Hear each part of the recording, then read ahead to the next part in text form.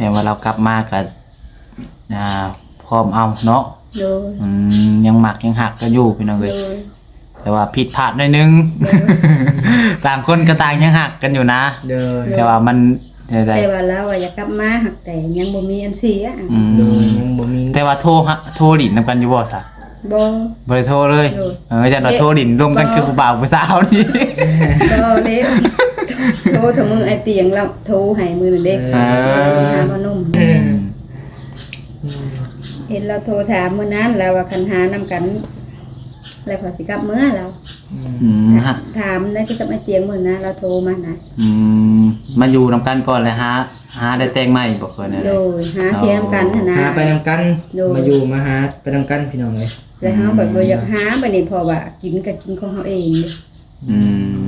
นะมันก็เสียเปรียบเฮานึงมาเฮามันเป็นผู้หญิงกินก็กินของเองแล้วนะคะแนนหวานบ้านนุ่มพาราเลยหวาน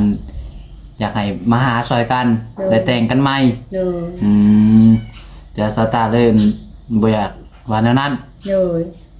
กินเปียกเสียเปรียบเลยเสียเปรียบกินเปียกจะโพด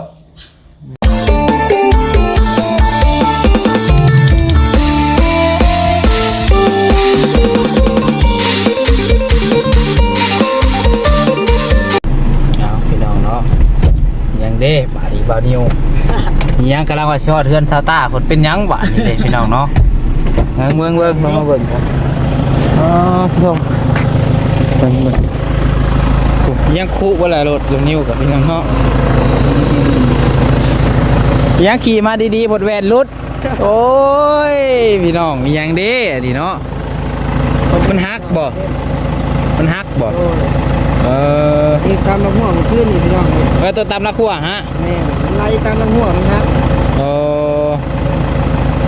เบิ่งพี่น้องเบิ่งปลาโทบุ้มเนาะคอยเลยคือจะถ่ายเบิ่งขึ้นว่าน้อยเดียว1เสดอกคือเรามันโป่งไปซื้อปลาสีก็จนคู่หมดเลยโอ้เก็ดใหม่เบิดได้นี่เนาะเอาสบายดีเด้อบัดนี้เด้อสบายดีเด้อโอ้ยรถแต่งพี่น้องเลยอย่างเด้บัดนี้เนาะเกิดเหตุการณ์บ่คาดคิดหน่อยเนาะระหว่างทางมาหาซาวต้ากำลังมาจะทำบุญมอดก่อนบ่บ่มอดพันมอดมันเชียงใหม่เจ้านะพี่น้องเนาะเอาเบิ่งพี่น้องเลยแป๊บนึงได้บ่เนาะพี่น้องเนาะชุบ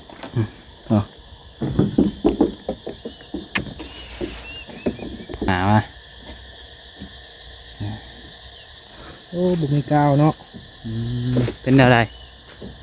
มันแตกพี่น้องต้นคุ้มแห้งก็เด้กับทักทายสบายดีพี่น้องเนาะสบายดีพ่อแม่พี่น้อง FC เบิดสุขูสุคนพี่น้องเนาะเบิดสุหม่องสุบอนว่าซิวฝั่งลาวฝั่งไทยแล้วก็อยู่ทางต่างประเทศพี่น้องเองการยินดีต้อนรับเข้าสู่ช่อง YouTube น้องพัดใจชาแนลอีกแล้วพี่น้องเนาะมาพบมาพ่อกันบัดนี้ก็ที่แรกพี่น้องเนาะได้เดินทางมาทางบ้านนาแพกพี่น้องเอ้ยบ้านนาแพกคือบ้านของซาวต้าพี่น้องเนาะอดีตซาวต้าบ่าวนุ่มพี่น้องเอ้ยแต่ว่าเพิ่นตัวได้ยินข่าวว่าเพิ่นจะเลิกลากันไปแล้วพี่น้องเนาะกับบูฮูว่าเพิ่นสิกลับมาคืนดีกันบอกพี่น้องเนาะคือว่าเห็นในคลิปก็ว่าสิคืนดีกันอยู่พี่น้องคือว่าแนวใดเนาะพอดีว่าทั้งบ่าวนิวเพิ่นกับบ่เคยมาจักเทื่อบ่โดยบ่เคยมาจักเทื่อเลยอยากพามาทำบุญพี่น้องเนาะที่แรกนว่าใช้มาทำบุญดูแวะทางโรงเรียนพี่น้องเนาะก็เลยว่าพาบ่าวนิวเพิ่นเข้ามาเยี่ยมเบิ่งทางสตาร์ทเลยพี่น้องเนาะตอนนี้ก็มาฮอดได้แล้วพี่น้องเนาะใกล้สิฮอดเหลือน้อยเดียวนึงพี่น้องเอ้ยแวนรถบ่าวนิวรุดก่อนเนาะเกิดเหตุการณ์บ่คาดคิดพี่น้องเอ้ยได้แล้วบัดนี้ได้แล้วบ่รุดอีกติได้เลยบัดรุดอีกติแข็งเลยโอ้ยจะตีแห้งเลยนะรถเคยนอนนี่เถอะขูดไปเลยบ่เมื่อคืนจะเห็นได้ตอนมันไหล มันจะจอดได้กว่ามันไหล จอดในโน่นพี่น้องเลย จอดอยู่โน่น โดย อืม เลยดึงเบรกมือบ่สุดพี่น้อง น่ะ เลยแล่นกำลังหัวเลย พักขัวเพื่อนเจ้าเอง บ่เงินกระเจ้า เป็นคนอื่นเอาบ่เป็นโทษบ่ล่ะ เคลียร์กันได้อยู่ อืม อ่านลาดเลยแล้วหัวพี่น้องเลย หัวหมุนเลยบ่ โดย โอ้หัวไหม้นี่ แม่น เออแปลงห้วยเพิ่นอีกเนาะ โดย ไปซะมันสิฮอดแล้วขี่ไปพุ่นแหละครับพี่น้องเนาะโอ้ยสิฮอดก็บ่ฮอดเบิ่งผมลุยอีหลีพี่น้องเนาะสายลุยอีหลีนี่ก็มีโอกาสมานับกันพี่น้องเนาะ2 คน2 หนุ่มไปน้องเอ้ยนั่นแหละสิฮอดก็บ่ฮอดโอ้ย แว่นหลุดก่อนพี่น้องเอ้ยจอดห่มมาแล้วครับ ผมนี่ว่า แมน ว่าเงินเพิ่น แมนเด้ออยู่เฮือนอยู่ที่เนาะ เปิดประตูอยู่พี่น้องเลยจอดผมนี่เนาะ จอดนี่แล้วไม่ยังเนาะโทรมาวันนี้กันจนแล้วเนาะน้องบัดไซมาเมื่อก่อนแต่ยังบ่ทันได้สร้างเฮือนกำลังถมดินน้องบัดไซมาตะกี้อย่างเนาะ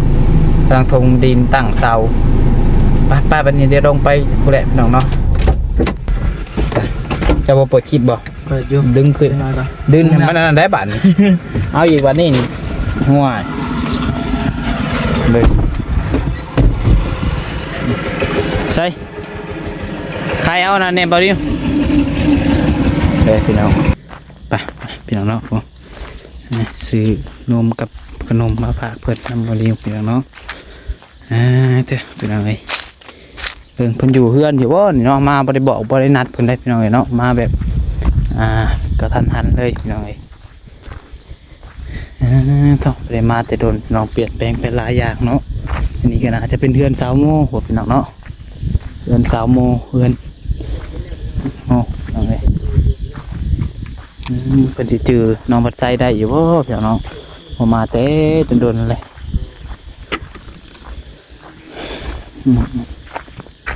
เด้อโธ่มาบ้านนี้จนนั้น งามเนาะ แล้วเพื่อนแล้วซาน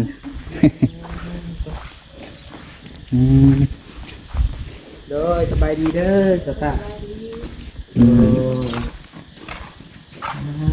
ตัวบันนี้ก็มาครั้งแรกโดยบุเคยพ่อบุเคยเห็นจักเทื่อ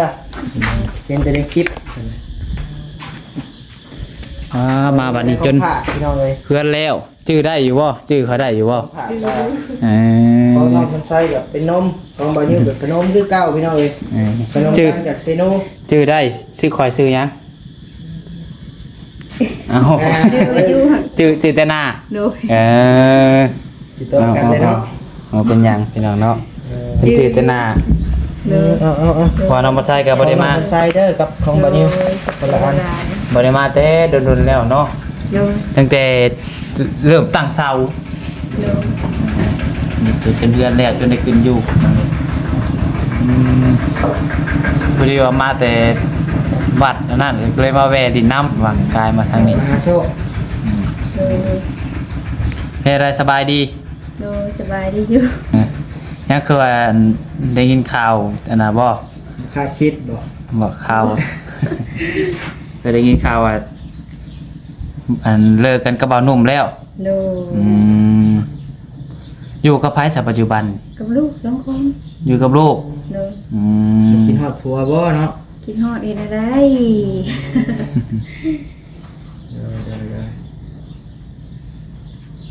อยู่กับลูก2 คน กินข้าวกินน้ำเลยบ่เอ้ย กินแล้วถึงอาย ได้ยังกิน แล้ว น่ะ แกงหน่อไม้ โอ้โหแนวแซ่บสำเนาะ โด ใช่ต้องหากินยากขนาดแถวบ้านเฮาพี่น้อง แกงหน่อไม้ไม้แกง หลายคนก็คือสิเห็นแล้วแหละพี่น้องมันในคลิปมาหลายๆคนเนาะ โดย เมื่อวานซื้อนี่ก็คือว่าไอ้เตียงเขามาเยี่ยมบ่ แม่ ไปบุญก็มาบ่ โดยไปบุญมาเมื่อวาน มื้อนี้มีคนมาหาแล้วมื้อนี้ โดย ยังบ่มีเลย โดย ลูกรับบ่ลูก โดย เจ้า เพิ่นน้อย เงียบเงาเนาะพี่น้องบ้านนี้ก็ได้ โดย สามีบ่อยู่พี่น้องเอ้ย ผัวเจ้าเพิ่นก็อยู่เพื่อนพุ่นแล้วเนาะ โดย อยู่เพื่อนเพิ่นเอง โดย แต่ก็โสดแล้วเดี๋ยวนี้บ่แม่นผัวแล้วพี่น้องเนาะบ่มีผัว เอาถ้าสนใจก็ติดต่อมาเด้อพี่น้องเอ้ย ว่าจังซั่นได้เนาะ หยอกว่าหยอกว่าหัวแน่พี่น้องเอ้ย ยังคือว่าได้ยินข่าวว่ายังอันสิคืนดีกันอยู่บ่เพื่อนแนวใด อันที่เฮาว่าออกไปในคลิปไอเตียงนะเฮาเว้าบ่ทันคิดนะ โอ้ คันว่าลูกเอากันก็คันเพิ่นสิฮิตสิโคงให้คือเก่าก็เอา อ๋อแต่ว่าต้องอันแต่งใหม่ โดย ใหม่เบิด มีคลองเนาะ โดย ตัวไหนกินงูกินควายพี่น้องเอ้ย โดย จานชาวตาเว้าอันในคลิปแม่เตียงมื้อนั้นหาว่าบ่ทันคิด โดย กินหอดแห้งพี่น้องเอ้ย ก็เว้าบ่ทันได้คิดแล้วก็บ่ทันได้ถามผู้หลักผู้ใหญ่เพิ่นบ่ทันถามทางพ่อแม่นะ อืม ว่าคันผัวกลับมาก็เอาว่ะก็เว้าอีหลีในคลิปไอเตียงนะเฮาเว้า โดย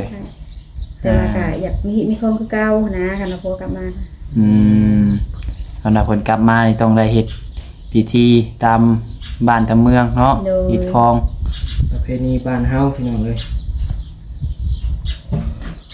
แต่ว่าซาตานี่ก็ยังคิดฮอดผัวอยู่ ฮะ คิดอยู่ไอ้ก็เห็นได้จ้ะมัน เด้อ หนีจากกัน เป็นอะไรก็ตอนนั้นก่อนสิเลิกห่างกันน่ะ พิษกันนี่แหละ คิดเรื่อง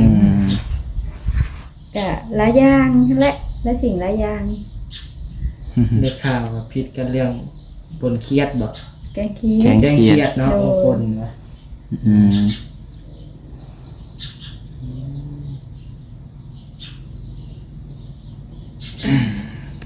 เป็นจังได๋จังผิดเรื่องแจ้งเครียด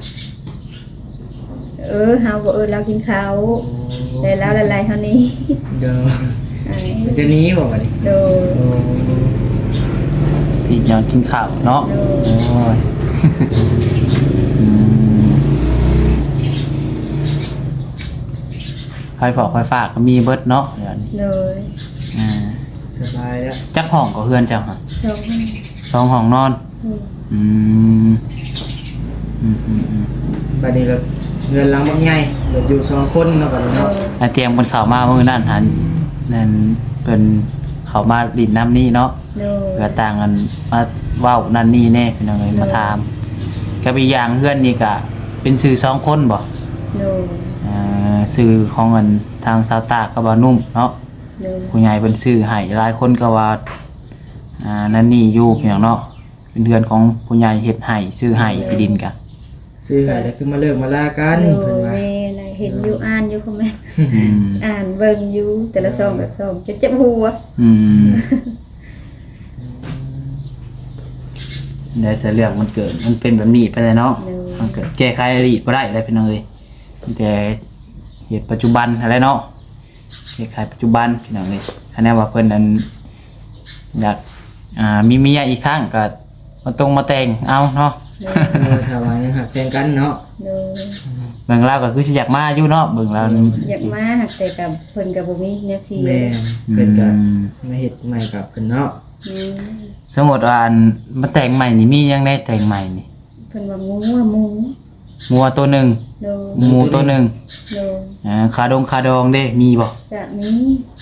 มีกระดองใหม่อีก โดย อืม คันแบบนั้นแหละเรากับไปแต่งผู้ใหม่ดีกว่าเนาะ แล้ แล้ว วก็ แล บ่แต่ง เนาะเราหักแทงเจ้าบางเทื่อเรามาก็มี แล้วก็บ่แต่งแล้วผู้เก่าเลย อืม เราก็บ่มี คำมีสังกะมีบ่ โดย มีคำพร้อม มี อ๋อ คำอีก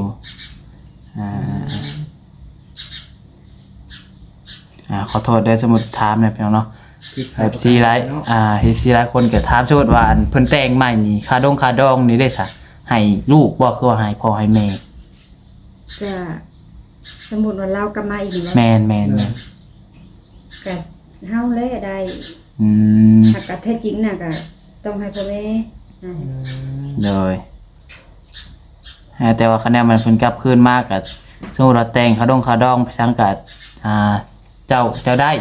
โดย อืม แต่ว่าความจริงมันก็ต้องให้พ่อแม่นะ คือว่า คันว่าเฮาคิดนะ โดยคือว่าบ่อยากให้พ่อแม่ก็เฮาเอาเนาะเอาไว้ โดย เก็บไว้ แต่งใหม่ลูกใหม่แล้วก็ยากแล้วก็ แล้วก็บ่มีหยังเนาะ โดย คือเห็นคือฮู้แหละเนย คือลูกแล้ว อืม แต่เราก็อยากมาอยู่ว่าในคลิปในเตียงได้ ตั้งแต่อันมื้อเลิกกันกับเราบ่ได้มาพี่เลยบ่ โม่ ยามลอยๆมาเนาะมาก็บ่ได้เด้เนาะ สุบีเอ้ย โดย อืม บ่ได้มาแล้วบัดนี้โทรเมื่อวานนี่แบบไอเตียงก็ไปถ่ายแล้วแบบว่าไอเตียงถามเนาะก็สมมุติว่าเรามีเฮาลูกเฮาเต้าแล้วอยากไปเอามาลิ้นน้ำได้บ่เฮาก็เลยตอบเราว่าได้ แท้จริงอ่ะทางบ้านนะเพิ่นน่ะบ่ได้เว้านะถ้าแกในโฮมเพิ่นว่าบ่ได้แบบไหมล่ะบัดนี้ก็เลยบอกว่าได้ว่าไอเตียงเราถามเมื่อวานแล้วก็เล่าว่าเมื่อวานนี่ก็มาเอาลูกมาลิ้นหากบ่แม่นเรามาเองนะแบบให้คนอื่นมาเอาอีก โอ้ เรามาเองอีกนะครับผิดอีกนะ คือความหมายนี่สมมุติว่าทางบ่นุ่มเพิ่นอยากเอาลูกเมื่อลิ้นเมื่อเลี้ยงอยู่พุ่นก็ได้อยู่แต่ว่าต้องให้คนอื่นมาเอา โดย คะแนนว่าบ่นุ่มมาเองนี่อันเพิ่นสิไหม โดย เอาใช่พี่น้องเลยอย่างเมื่อวานนี่เราก็อันมาเอาลูกมาลินน้ โดย ำแต่ว่าบ่แม่นเดิน บ่แม่น ตอนนุ่ม โดยผู้อื่นมา คือพี่น้องเราได้มาเอาให้เนาะ แม่นเอ้ยแล้ว อ่า กินฮอดลูกกินฮอดเต้าอยู่ฮะ โดย มันแบบบ่มีบัดนี้คันสิกลับมาแบบเพิ่นแบบเว้าฮิตใหม่เด้ เห็นได้เนาะ โดย เออ ต้องกัน แบบว่า เพิ่น เฮา เบิ่ง กิน คลิปกันเนาะเพิ่นก็นั่งคอยอยู่นั่งงอยเงา แบบว่าเฮากินฮีดกินหยังแล้วเลยเด้ไอ้คันแบบว่าบ่ทันกินฮีดกินหยังหาเสียหมูตัวหนึงแล้วก็แล้ว บัดนี้พดอันเอาง่ายก็ไม้กันแล้ว โดย อ่า นี่บัด ไม้กินงัวกินควายกันแล้ว แม่น เราในทางยันในทางตาบ่เห็นหั้นนะเนาะเฮาก็บ่ได้ว่าลบหลู่นั่นนี่ดอกพี่น้องเอ้ย มันสิบ่คือแบบทางอื่นได้ แบบเห็นบางคอมเมนต์นะเขาว่าอ้าวว่ากลับมากันก็บ่ต้องเสียหยังก็ได้มันแบบบ่ง่ายๆนะ หิไปหิมัน โด เนาะ ยที่พระอินทร์มัน คนละบ้านละเมืองเนาะแต่ละบ้านบ่คือกันได้พี่น้องเอ้ย โดย คือบ้านน้องวัดไซกับ ต่า ต่าง ง มีอย่างไรเนาะ โดย แล้วแต่อันนี้ เฮาบัดอยู่ในบ้านในเมือง หน่อยผิดมานั่นนี่คือว่าอะไรพี่น้องเอ้ยทางตาบ่เห็นนี่เฮาก็เวกลบหลู่ให้มาผม ว่าเขาเอาน้ำมาให้กินก็ได้ แล้วบ่เป็นหยัง ได้แล้วกินมาแล้ว กินแล้ว ใจหลายๆโอ้ น้ำเย็นอยู่ใน โดยได้แล้วกินมาแล้ว โดย เอากันเนาะ อันซาโมนี่เพิ่นอยู่เฮือนอยู่บ่ซะเฮือนเพิ่นล่ะว่าตัวนี้ แม่ ข้างหลังนี่บ่ เออบ่ได้เข้ามาแตโดนแล้วมันลุงๆลืมๆเนาะ กินน้ำหมู น้องเฮือนน้องปลาได้ซะ น้ำปลาก็อยู่หม้องเก่าเนาะ เต้าอันอยู่บ่ โดย เอ ปลาไผ่เนาะ วันนิวฮู้ดอกวันนิว เจ้าบ่เคยมา ถ้าหากจะเฮ็ด YouTube ใหม่ โดยถ้าจะเฮ็ดได้4มื้อเลย เป็นปีแล้วเนาะแสน โดย ช่อง YouTube ใหม่ โดย ถ้า FC ติดตามใหม่อะไร พากันอยู่2คนกับลูกก็ได้เนาะละเมิดนะ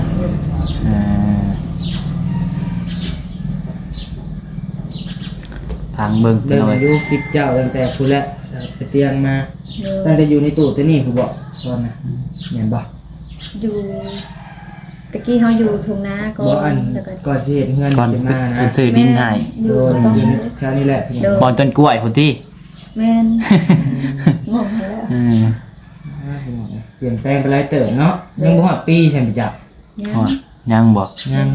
เป็นเฮือนยังบ่ฮอดซับได้เงินงานได้ปากันซ้ำเนาะพี่น้อง โดย ไม่ได้อยู่นํกันซับ หักก็บ่ได้ให้มันเกิดต้องให้ได้ขาดมัน ฮอดเรื่องฮอดเว้นมันเลยเนาะ ขาดมันสิเป็น เนาะมีบุญวาสนาเป็นคู่เป็นครองกันอีกก็คือสิได้กลับมาหากันอยู่เนาะ โดย กันทำมีบุญวาสนาเป็นคู่เป็นครองกันใช่ไหมเพื่อนพระสัตว์ตัวนี้ ก็ได้ ข้างขังนี่ เฮือนเขาเจ้า เฮ็ดใหม่บ่ โดย เริ่มเป็นเฮือนเป็นซ่านเบิดแล้วพี่น้องเอ้ยแถวบ้านในนี่ก็ตอนกี้โอ้ยมาหลังได้ก็เป็นหลังสูงๆพี่น้องเอ้ย เงินไม่ เงินไม้สูงๆเดี๋ยวนี้ป้ามีแต่เงินดินเงินดอนหมดพี่น้องเลย หอดเนาะเอา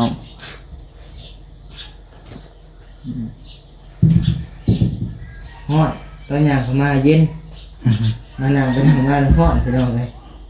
แดดเริ่มมา เห็น ตัว สตาร์ ซีมึงดูขนมดังมาจากซีโน่กูได้ฮะ โอ้ แกซีให้เบิ่งแน่รีวิวให้เบิ่งแน่ขนมแม่บ่นิ้วเองได้ โอ้ โดน นุ่มก็ขอยได้ผลิตเอง นม เอาจอนน่ะเนาะผลิตเองนุ่มก็ ขนมดังมาจากซีโน่พี่น้อง เอ้ยว่าหยอกว่าหัวสิเด้ ดังบ่ดังเลยเนาะบ่นิ้วเว้าเองพี่น้องเลย เปิดใส่ตู้ก่อนว่า ว่าเป็นตะแซ่บขนม จะแซ่บอยู่บ่ โดย ขนมไข่เต่ากับขนมโดนัท โดยดีกิน แม่ลูกกิน จักปีละลูกจะหาสตาร์ มากะปีป่าย อ๋อปีปลาย โดย มันบ่อยากกรอบเลยเนาะมันอยู่ในรถมันร้อน โดยห้องเนี่ย เอ้า รถตากแดดพี่น้อง ปีปลายชื่อหยังก่อนชื่อลูกเจ้า คือต้นกล้า ต้นกล้าว่าช่วงนั้นน้องไซมากับผู้ที่เพิ่นกำลังสิเกิดตอนนั้นเนาะตอนมาแต่ก็บ่ได้มาเลยพี่น้องดิ ว่าจะมาแต่ยังบ่เกิดพวก แม่น ว่าจะย่างได้เลยบ่เดี๋ยว อ่า นี้ เริ่มย่างแล้ว อืม เริ่มตรงเตะลงปากนะ เดี๋ยวแซ่บอยู่บ่ขนม โดยแซ่บอยู่อ่ะ บ่แซ่บก็เตือนสิว่ามันเว้าได้บ่เจอแล้วว่าบ่แซ่บเพิ่นเอาเมื่อคืนน่ะบ่แฮงเนาะ บ่ได้บ่วะ ก็แซ่บกับว่าแซ่บอ่ะ บ่เขียได้เนาะบ่มาหาเลยนะ ว่าเยอะซื้อ ผมมาแต่บ่ไกลๆเลย แซ่บอยู่อ่ะ เดี๋ยวขนมแม่บานิวก็เริ่มดังเลยพี่น้องเลยไปเกับมาทุกบ้านแล้ว โดย เห็นว่าเรากลับมาก็พร้อมเอาเนาะ โดย ยังหมักยังหักกันอยู่พี่น้อง โด เอ้ย ย แต่ว่าผิดพลาดหน่อยนึง ต่างคนก็ต่างยังหักกันอยู่นะ เดิน แต่ว่ามันอะไร แต่ว่าเราอะอยากกลับมาหักแต่ยังบ่มีอันเสียอ่ะ เดินยังบ่มี แต่ว่าโทรหลินนำกันอยู่บ่ซะ บ่ บ่ได้โทรเลย โดย จังว่าโทรหลินรวมกันคือผู้บ่าวผู้สาวนี่ ก็เล็กโทรถึงมือไอเตียงแล้วโทรให้มือนั่นเด้หามานุ่มเด้ โดย อืม โทรแต่มื้อนั้นเลยจันว่าโทรอันรวมกันใหม่ เนาะ บ่ รวมกันใหม่คืออันแบบผู้บ่าวผู้สาวนี่ เจอเห็นยังเฮ้ยหรือว่าเนาะกินข้าวแล้วบ่ เห็นเราโทรถามมื้อนั้นแล้วว่าคันหานำกัน แล้วขอสิกลับมื้อเรา ฮะ ถามได้ที่กับไอเตียงมื้อนะเราโทรมานะ มาอยู่นำกันก่อนเลยฮะหาได้แต่งใหม่บ่เคยนะ โดยหาเสียนำกันหั่นนะ หาไปนำกันมาอยู่มาหาไปนำกันพี่น้องเลย แล้วเฮาก็บ่อยากหาบัดนี้เพราะว่ากินก็กินของเฮาเองเด้ อืม นะมันก็เสียเปรียบเฮา เดี๋ยว หนึงมาเฮามันเป็นผู้หญิงนะ ๆ กินก็กินของเองแล้วหั่นนะ โอ้คะแนนหวานบ้านนุ่มหาอะไรหวานอยากให้มาหาซอยกันได้แต่งกันใหม่ โดย จะสตาร์เล่นบ่อยากหวานแนวนั้น โดย กินเปียก โดยเสียเปรียบเลย เสียเปรียบกินเปียกแต่โพด นั่นเนาะ หนึ่งมากกับเฮากินของเฮาเองได้เลย คะแนนว่าเล่ามันหามาเองแหละมาแต่งใหม่สิแต่ง ผมเอาเนาะ โดย คะแนนมันหาพร้อมนำกันแหละบ่แต่ง โดย โอ้ แต่ยาแต่พ้นกับยา อืม ทั้งนั้นเราก็บ่มีกันหากันแหละเรามา อืม หาแบบบ่หาล่ะ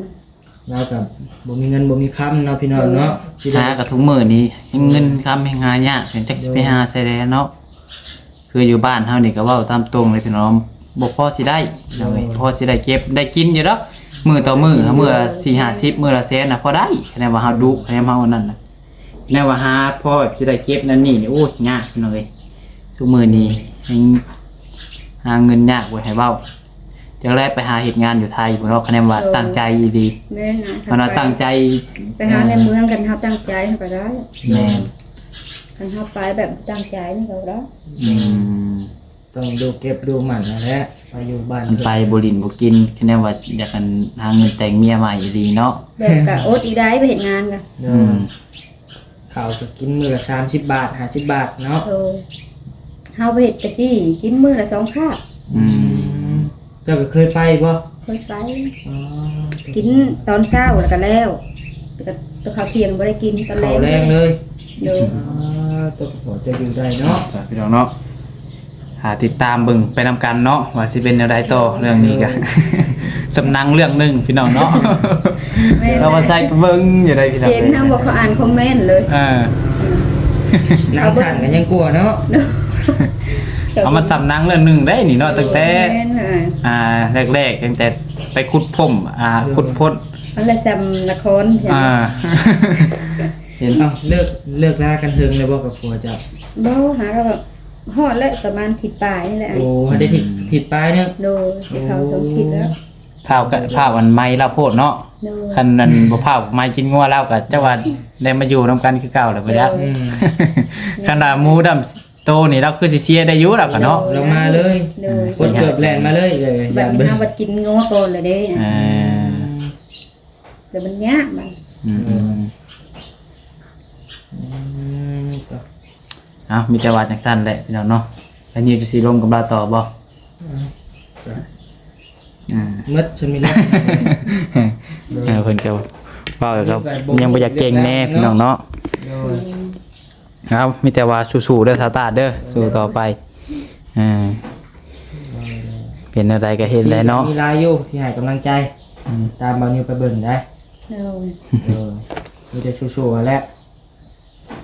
เราจะเดินทางกลับได้บัดนี้เนาะไป ที่ได้ห้วยหน้ากับลังเลยได้ป่ะนี่ ยังห้วยหนาขับหลังบัดนี้เว้าไปเรื่อยๆว่าพิษนะคือแบบ เพิ่นจะเว้ายังบ่อยากขอดเพิ่นเอา ยังก็ โดย เงินหายากเมื่อวาน โดยสบายดี โดย พี่น้องเนาะ โดย เอ้ยเบิ่งเฮือแล้วก่อนพี่น้องเนาะมาตะกี้น้ำเราก็ยังเงินโยมมาอยู่พี่น้องเอ้ยมาบัดนี้ก็จนแล้วเมื่อก่อนเนาะว่าใส่มาตะกี้แบกไม้ดิแล้วพี่น้องแบกก็ขอเราขั่วเสือเราเนี่ยได้เลิกห่างกันไปเลยกันเนาะเอาพี่น้องไอ้คลิปนี้ก็คือสิประมาณนี้แหละเด้อพี่น้องเด้อน้องบ่ใส่ก็หาว่าผิดพลาดประการใดก็ต้องขอโทษขออภัยนะไม่ได้พี่น้องเนาะก็ฝากพี่น้องติดตามเบิ่งไว้นำกันพี่น้องว่าเรื่องนี้สิเป็นอะไรสิจบแบบใดสิกลับมาหากันคือเก่าบ่คือว่าใดๆเนาะเขามาลิ้นมาเยี่ยมยามทางชาวตาเพิ่นมื้อนี้เพิ่นเนาะพอดีว่าได้ขึ้นมาทางนี้ก็เลยว่าเขามาดินน้ำเพิ่นก่อนพี่น้องเนาะเอาโอเคพี่น้องเอ้ยสำหรับคลิปนี้ขอลาไปก่อนเลยพี่น้องเนาะขอบคุณทุกคนที่เข้ามาชมนะครับเนาะขอกล่าวคำว่าสบายดี